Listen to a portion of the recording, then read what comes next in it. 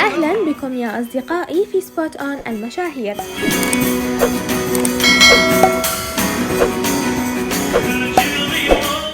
أخيرا مارت رمضان ديمير عاد إلى تركيا يا أصدقائي بعد عطلته في إيطاليا مع مديرة أعماله ميراي، واليوم قضى مارت يومه مع عائلته، والتقط هذه الصورة مع شقيقه ظافر ديمير وابنه ملك إيرين، والذي احتفلوا به عائلته قبل يومين ببلوغه عامه الأول، وعملوا له هذا الحفل، حفل عيد ميلاده، وشاركوا هذه الفيديوهات والصور مع متابعينهم.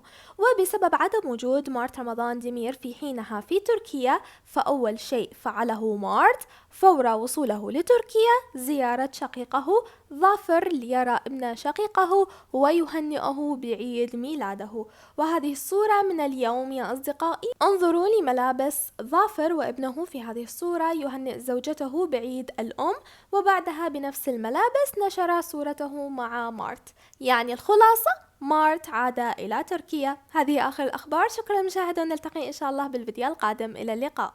وبرأيكم، تذكرت شيء، برأيكم هل ابن ظافر وهو ملك إيرين يشبه مارت رمضان ديمير أم يشبه والده ظافر؟ ماذا ترون أنتم الشبه؟